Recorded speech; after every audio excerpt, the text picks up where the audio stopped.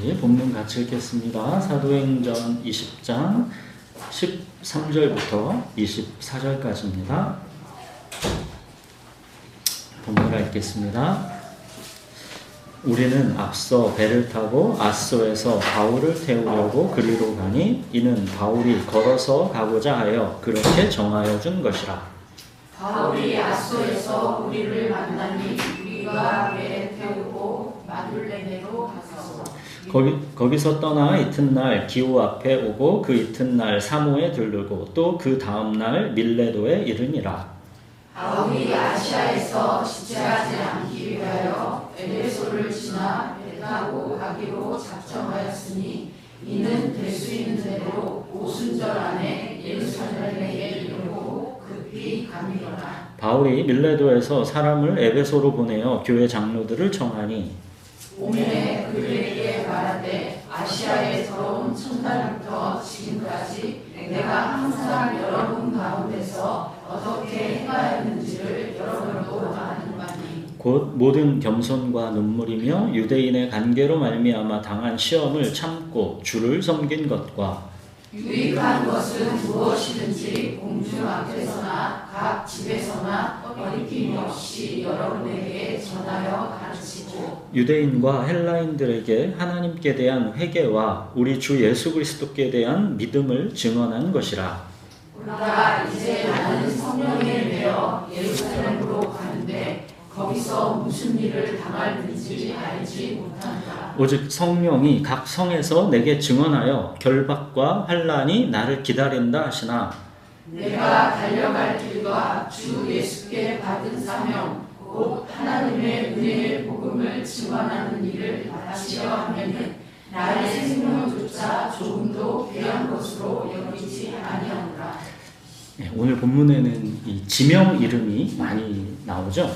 이 성경 부록에 있는 이 3차 선교여행 지도를 이렇게 나중에 참고하시면 이 경로를 한눈에 다 파악하실 수가 있을 겁니다. 자, 이제 드로아 교회가 죽었던 유두고가 살아나면서 적지 않게 위로를 받았고 이제 바울 일행은 또 예루살렘을 향해 길을 떠납니다. 13절 보십시오. 드로아에서 배를 타고 이제 앗소까지 가는데 바울만 배를 안 타고 혼자서 걸어갔다. 그러죠. 바울이 다른 일행들은 다 배 타고 가게 하고 이제 자기만 혼자서 한 40km 정도 되는 그런 길을 이제 혼자서 걸어간 것입니다.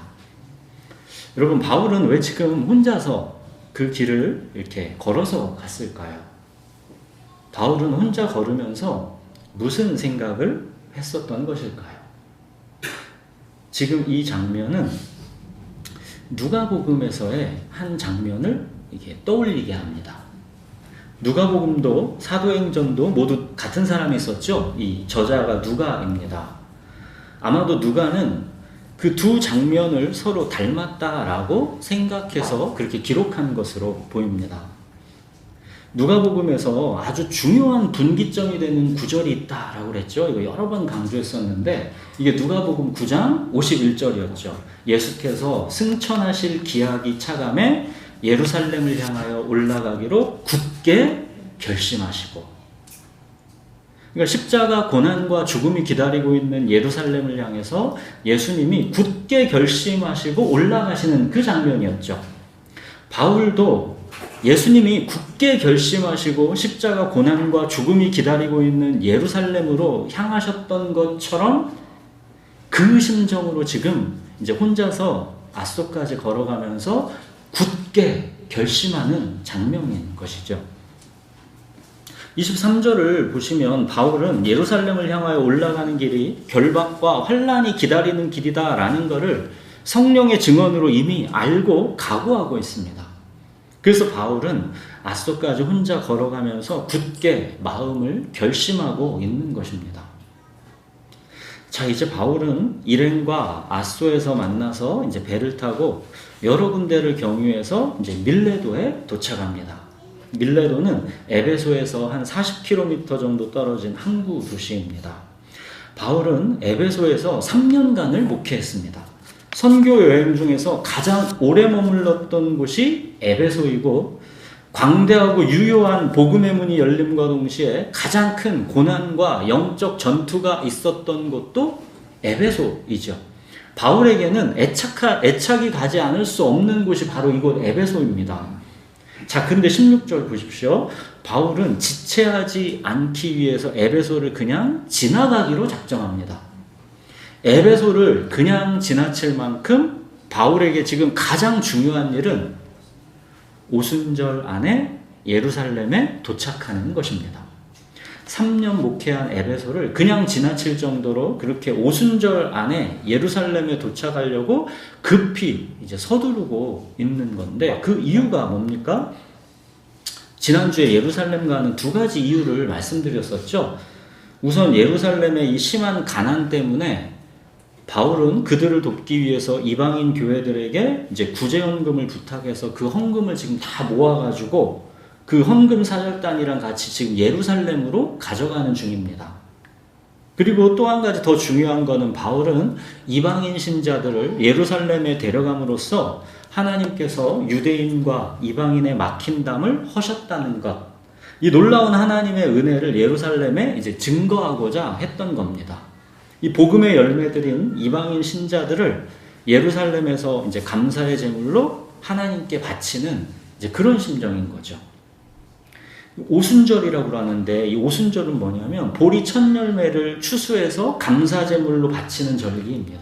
그러니까 바울은 복음의 열매들인 이방인 신자들을 이 추수 첫 열매로 오순절에 이제 감사 제물로 바치려고 그러는 것이죠. 바울은 그렇게 이제 오순절 안에 예루살렘에 도착해야 했기 때문에 밀레도 항구에서 이제 예루살렘으로 들어가지 않고 대신에 에베소 교회 리더들을 밀레도로 이제 불렀습니다. 이제 18절부터 이제 35절까지는 바울이 이제 에베소 교회 리더들에게 선포한 설교입니다. 사도행전에서 베드로의 설교도 있고 여러 설교가 나오지요. 많은 설교가 사도행전에서 나오는데 전부 다 이게 믿지 않는 사람들을 대상으로 한 설교들이고, 오직 여기만 유일하게 이제 이미 복음을 믿고 있는 교회 리더들에게 선포된 설교입니다.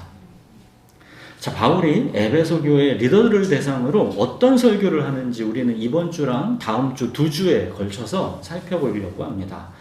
이제 이번 주는 바울이 복음을 위해 자기가 어떻게 달려왔는지에 대한 도전이고, 이제 다음 주는 그렇다면 에베소 교회 리더들인 당신들은 이제 바통을 이어받아서 앞으로 어떻게 교회를 사랑하고 섬겨야 하는지에 대한 당부입니다.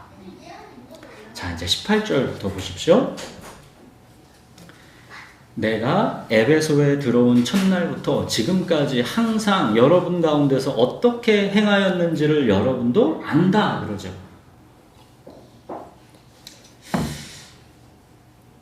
여러분, 어떻게 이렇게 말하는 게 가능할까요?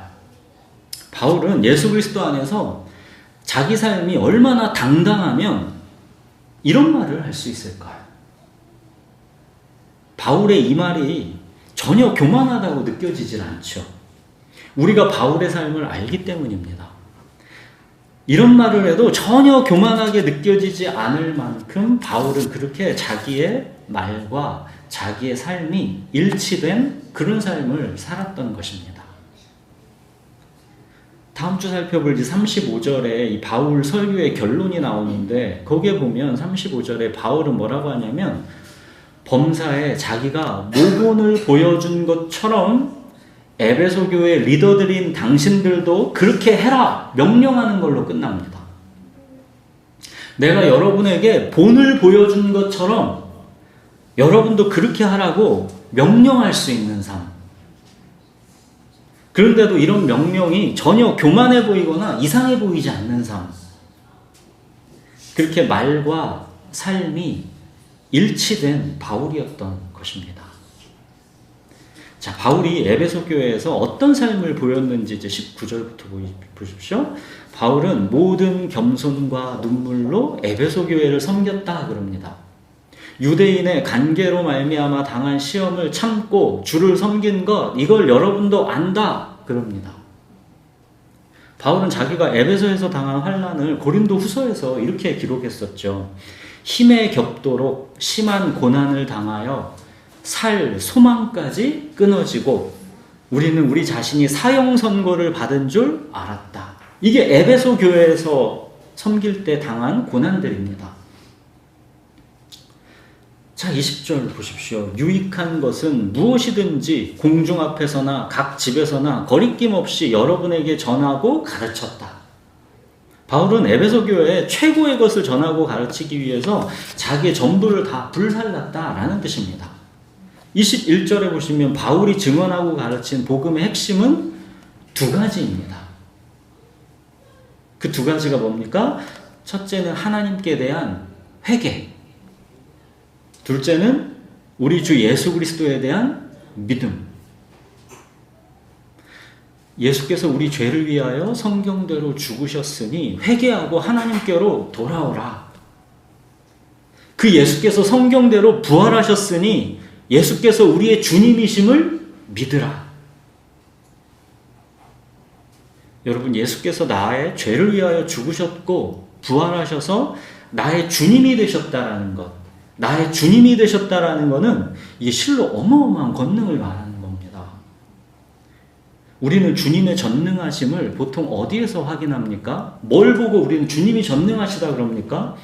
눈먼 자가 눈을 뜨게 되는 것, 오병이어 5,000명을 먹이신 것, 바람과 파도를 명하여 잠잠케 하신 것, 죽을 병도 고쳐서 낫게 하시고 심지어는 죽은 자도 다시 살려내시는 것, 이것이 우리의 주님의 확인하는 전능하심이었죠.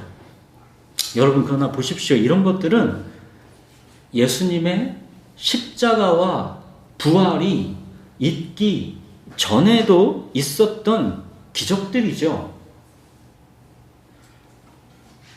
그렇다면 우리 죄를 위하여 성경대로 죽으시고 부활하셔서 마침내 우리의 주님이 되신 예수 그리스도의 전능하심의 그 핵심은 뭐겠습니까? 주가 되려 하심, 그러죠? 왜 그토록 예수님이 우리의 주님이 되셔야 하는 겁니까? 여러분, 부활하셔서 우리의 주님이 되신 예수 그리스도의 전능하심의 그 핵심, 그게 뭡니까? 이거는 물을 땅바닥에 다 쏟아버려서 인생이 절망으로 끝나는 게 세상의 상식인데, 이게 내 삶에서는 당연히 상식인데, 주님은 그 실패와 고통, 심지어 죄와 그 죄의 결과까지도 이 모든 것을 다 합력해서 이미 작정하신 플랜 A가 되게 하십니다. 이게 바로 세상은 상상도 할 수 없는 우리 부활하신 주님의 크고 위대하심입니다. 예수님을 열심으로 핍박하고 스데반까지 죽였던 바울을 마침내는 하나님의 은혜의 복음을 증언하는 일에 자기 생명조차 조금 더 귀하게 여기지 않는 증인이 되게 하시는 분입니다. 오히려 예수님을 핍박했던 바울의 과거는 그가 증인이 되기 위한 하나님이 이미 작정하신 플랜 A였습니다. 이게 우리 주님의 전능하심입니다. 여러분, 하나님의 주권적 계획에 있어서 선악과도 하나님의 작정이고 완성될 목적을 향한 과정일 뿐입니다. 100% 핑계할 수 없는 아담의 죄였지만 하나님은 그 죄마저도 최종 완성될 그림에 없어서는 안 될 한 조각이 되게 하시는 분입니다. 아담의 선악과도 플랜 A이고 예수 그리스도의 십자가도 아담의 선악과 때문에 어쩔 수 없었던 플랜 B가 아니라 창세전에 이미 작정된 플랜 A입니다. 그러니까 우리 삶에 어떤 환경과 상황이라 한들 그것이 우리를 향하신 하나님의 주권과 목적, 그 플랜 A를 방해할 수가 없다는 겁니다. 여러분, 이처럼 모든 것을 합력해서 반드시 우리를 향하신 하나님의 선, 그 하나님의 목적을 이루어내고야 마시는 바로 이 하나님의 역동적 주권, 이게 전능하심의 핵심이고 이게 바로 부활하신 예수님께서 나의 주님이 되셨다라는 의미입니다. 그래서 계속 주가 되려 하심, 주가 되려 하심 그러는 겁니다. 그런 주님이 내 안에 사시니까 나의 생명조차 조금도 귀하게 여기지 않고 주님께 완전히 사로잡혀서 살아가게 되는 것입니다. 사랑하는 여러분, 회개와 믿음, 이 두 가지를 했죠. 복음의 핵심, 바울이 전한 게 이 둘 중 어느 것도 빠지면 안 되는 겁니다. 이제 내가 사는 것 아니요, 내 안에 그리스도께서 사시는 것이라. 여기에서 보십시오. 이제 내가 사는 것 아니요. 이게 바로 회개입니다. 이제 내가 사는 것 아니요. 그 다음에 내 안에 그리스도께서 사시는 것이라. 이게 바로 믿음입니다. 자, 이제 22절 보십시오. 보라, 이제 나는 성령에 매여 예루살렘으로 가는데 거기서 무슨 일을 당하려는지 알지 못하노라. 자기를 매어 붙잡고 가고 있는 성령은 그 길이 어떤 길이라는 거, 이거 이미 알려주셨다라는 거죠. 23절, 오직 성령이 각 성에서 내게 증언하여 결박과 환난이 나를 기다린다 하신다. 근데 바울은 결박과 환난이 기다리고 있는 그 길을 억지로 가기 싫은 길을 막 질질 발을 끌려가면서 마지못해 가고 있는 게 아니죠. 24절 보십시오. 바울은 그 길을 끌려가는 것도 아니고 걸어가는 것도 아니고 뭐라 합니까? 달려간다 합니다. 여러분, 바울이 나의 생명조차 조금도 귀한 걸로 여기지 않고 달려가고 있는 이 역동성, 바울의 이 역동성과 대비되고 있는 이 처음 우리 13절에 혼자서 40km를 천천히 걸어갔었던 그 침묵의 시간, 이 두 개를 한번 비교해서 생각해 보십시오. 그때 뭐가 있었던 것이죠? 바울이 아소까지 혼자서 걸어갔던 그 40km의 길, 그때 바울은 무슨 생각을 했을까요? 제가 바울의 심정으로 그 길을 이제 혼자서 걷는다 이렇게 상상을 해보니까 저는 시편 57편 말씀이 떠올랐습니다. 하나님이여, 내 마음이 확정되었고 내 마음이 확정되었사오니 내가 노래하고 내가 찬송하리이다. 내 영광아 깰지어다. 비파야 수금아 깰지어다. 내가 새벽을 깨우리로다. 혼자서 걸어서 가는 그 시간은 마음을 굳게 결심하는 시간, 마음을 하나님 앞에서 확정하고 또 확정하는 시간인 것입니다. 비록 결박과 환난이 기다리는 길이지만 그 길이 하나님께서 나에게 줄로 재어준 아름다운 구역이다라고 받아들이는 시간인 것이죠. 바울은 그렇게 자기의 마음을 확정하고 나서는 더 이상 이제 뒤를 돌아보지 않고 지체하지 않습니다. 그 다음부터는 이제 마음을 확정하고 나서는 이제 주저하지 않고 표대를 향하여 달려갑니다. 여러분, 바울은 부활하신 예수님을 직접 자기가 본 사람입니다. 자기도 부활할 거를 바울은 압니다. 그래서 바울은 나의 생명조차 조금도 귀한 걸로 여기지 않고 맡기신 사명 붙잡고 달려가는 겁니다. 여러분, 바울은 자기 목숨을 뭐 기분 좋게 내주고 버리는 그런 낭만주의자는 아닙니다. 바울이 나의 생명조차 조금도 귀한 걸로 여기지 않고 받은 사명 붙잡고 달려갔던 거는 바울이 그토록 사랑하는 주님과 영원을 함께할 부활을 바울이 믿고 있기 때문입니다. 바울이 그러죠. 만일 그리스도 안에서 우리가 바라는 것이 다만 이 세상의 삶뿐이면 모든 사람 가운데 우리가 더욱 불쌍한 자다. 그러나 이제 그리스도께서 죽은 자 가운데서 다시 살아나사 잠자는 자들의 첫 열매가 되셨도다. 우리가 이렇게 부활한다는 겁니다. 예수님 부활하신 것처럼. 바울이 그러면서 그러죠. 죽은 자가 다시 살아나지 못한다면 바울이 뭐라고 합니까? 내일 죽을 거니까 먹고 마시자 할 것이다. 나는 그런다는 겁니다. 내가 만약 죽고 다시 살아나지 못하면 나는 이렇게 안 산다. 내일 죽을 거니까 오늘 먹고 마시자. 나는 그럴 것이다. 여러분, 그리스도인의 삶은 한마디로 이 세상의 삶이 전부라면, 이 땅의 삶이 전부라면 가장 불쌍한 자가 되고 마는 삶, 그거여야 합니다. 우리 목숨이 다하는 날 알고 보니까 이 세상 삶이 전부였어. 그때 우리는 가장 불쌍한 자로 판명되어야 합니다. 내가 결박과 환난을 감수하면서 달려왔던 수고와 헌신이 아깝고 억울하다라는 거, 이런 거 말하는 게 아니라 내가 그토록 사모했던 주님과 함께 영원을 사는 천국, 이 천국을 기다렸는데 그게 없다면 나는 가장 불쌍하고 가장 비참한 자라는 겁니다. 여러분, 이게 그리스도인입니다. 직장에서 점심시간에 가끔 이제 산책을 하면서 이제 대화를 하다 보면 사람들의 관심 주제는 이제 나이도 나이니까 대부분이 은퇴 후의 삶인 경우가 대부분입니다. 직장에서 은퇴하고 남은 여생을 편안하게 쉬고 취미생활 즐기다가 제발 많이 아프지 않게, 좀만 아프고 그냥 그렇게 먼지처럼 마지막에 사라져버렸으면 좋겠다. 그게 소망이라는 것이죠. 이런 얘기를 들으면 마음이 참 안쓰럽습니다.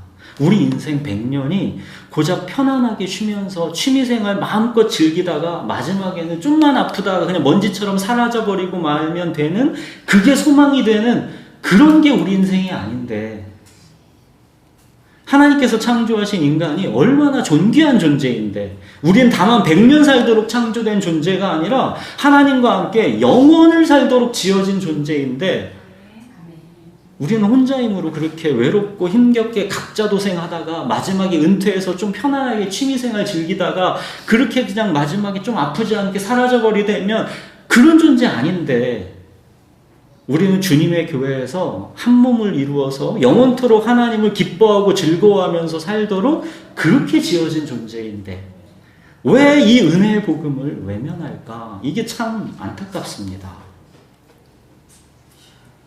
지금 이 땅에서의 삶은 신랑이신 예수님을 기다리면서 신부 수업을 하는 시간이고, 그렇죠? 본격적으로 신랑이신 예수님과 함께하는 영원한 천국은 아직 시작도 안 한 겁니다.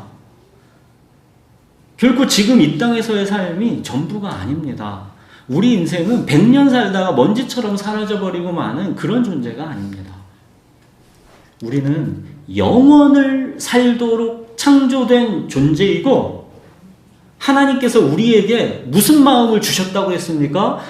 영원을 사모하는 마음을 주셨다고 그랬죠. 영원을 사모하는 마음을 주셔서 영원한 생명이신 예수 그리스도를 우리가 찾게 하신 겁니다. 여러분, 편안하게 취미생활 마음껏 즐기다가 많이 아프지 않고 그냥 먼지처럼 사라져버리고 말면 그걸로 그냥 충분히 행복하시겠습니까? 저는 달려갈 길이 있고 그 부름받은 사명에 자기 생명조차 조금도 귀하게 여기지 않는 바울의 삶이야말로 진정 행복해 보입니다. 이제 후로는 나를 위하여 의의 면류관이 예비되었다 하는 이 천국 소망은 뭐 말할 것도 없는 것이고, 그런 걸 굳이 가져오지 않더라도 다들 고작 편안한 취미생활이 인생의 목표인데 자기 생명조차 조금도 귀하게 여기지 않을 만큼 소중한 이 부름받은 사명이 있는 바울의 삶이야말로 이게 진짜 행복해 보입니다. 그의 평생이 고난이었고 그의 마지막은 참수형이었다는 거 우리가 다 알지요. 이걸 다 알고 있어도 저는 그래도 바울의 삶이 행복해 보입니다. 여러분, 우리 그리스도인에게는 자기가 생각해도 자기가 좀 미친 거 아닌가 하는 그런 게 있어야 합니다. 여러분 생각하면 내가 좀 미친 거 아닌가? 그런 생각 드시나요? 이게 들어야 정상이에요. 그리스도인은 나도 누구 못지않게 편안하게 쉬고 취미생활 즐기는 거 이런 거 애착하는 사람인데 왜 지금은 그런 걸 쳐다볼 새도 없이 뭔가에 사로잡혀서 달려가고 있을까? 이 사로잡힘은 대체 이게 뭘까? 여러분, 그리스도인은 이 사로잡힘이 있어야 합니다. 세상 사람들은 돈, 건강, 성공, 취미생활 이런 거에 사로잡혀 살지요. 어떻게 하면 남은 인생을 가장 편안하고 즐겁게 누리며 살 수 있을까에 모든 관심이 있습니다. 이 땅의 삶이 전부다라고 생각하기 때문이죠. 여러분, 그러나 우리 그리스도인은 성령에 매어 달려갑니다. 이 땅에서 우리는 외국인이요 나그네이고 우리의 시민권은 하늘에 있는 하나님 백성이다라는 걸 우리가 압니다. 그렇기 때문에 우리는 이 땅에서 남은 시간을 모든 만족과 즐거움을 다 내가 누리고야 말겠다라는 그 악착 같은 의지를 불태우지 않습니다. 그런 게 하나 중요치 않습니다. 남들이 그렇게 부유하고 편안하게 누리는 게 하나도 눈에 들어오질 않습니다. 그게 하나 부럽지가 않습니다. 표대를 향하여 그리스도 예수 안에서 하나님이 위에 부르신 부름의 상을 위하여 달려가노라 했더니 바울처럼 그렇게 우리 그리스도인은 달려가는 인생을 사는 겁니다. 여러분, 그렇다고 이게 어떤 무겁고 심각한 그런 헌신을 말하는 게 아닙니다. 나의 생명조차 조금도 귀한 것으로 여기지 않고 달려간다라는 이 바울의 말에서는 이런 거 무겁고 심각한 헌신 이런 게 느껴지는 게 아니죠. 여기서 느껴지는 건 뭡니까? 이건 아가서에서 느껴지는 그런 거죠. 남녀 사이에 이 강렬한 에로스의 사랑이 여기서 느껴지는 겁니다. 남녀 간의 그 강렬한 에로스의 사랑, 나의 생명조차 조금도 귀한 걸로 여기지 않는 그게 바울의 이 고백에서 느껴지는 것이죠. 세상이 소중하게 애착하는 것들은 다 그냥 별거 아닌 것처럼 여겨질 만큼 다른 무엇과도 비교할 수 없는 만족과 즐거움이 내 주 예수 그리스도와의 한몸됨 이 연합에 있기 때문에 바울은 나는 듯이 이 부르심의 길을 주와 함께 달려가는 겁니다. 이 발걸음은 무겁고 끌려가는 게 아니라 나는 듯이 가벼운 그런 발걸음입니다. 사랑하는 여러분, 나의 생명조차 조금도 귀한 걸로 여기지 아니할 만큼 고난인 줄 뻔히 알면서도 달려가는 주 예수께 받은 사명. 여러분의 달려갈 길은 뭡니까? 어느 시골교회 이 종직이 권사님의 이야기를 제가 들은 거를 하나 소개하고 마치겠습니다. 이분은 시골교회에서 매일 새벽에 이제 종을 치는 것, 옛날에는 새벽에 시골교회는 다 이렇게 종을 쳤다 그럽니다. 이게 그분에게 맡겨진 평생의 일이었습니다. 이 권사님은 비가 오나 눈이 오나 아프거나 하루도 빠지지 않고 매일 새벽에 정해진 시간에 이 교회에서 나가서 이 종을 쳤던 것이죠. 근데 그 권사님의 큰 아들이 이제 멀리 서울에 가서 성공해서 이제 집을 샀고 이제 잘 살고 있는 것이죠. 그래서 이제 그 큰 아들이 자기 집에 와서 하루 주무시고 가라. 아들이 집도 샀는데. 근데도 이분은 다음날 새벽에 교회에서 종쳐야 되기 때문에 그 좋은 아들 집에서 단 하루를 잠을 거기서 안 주무셨다 합니다. 아들 집이 너무 좋지만 내게는 천국이 더 좋다 그러시면서 종치는 일을 하나님께서 자기에 맡겨주신 이 사명으로 받고 끝까지 충성하셨던 것입니다.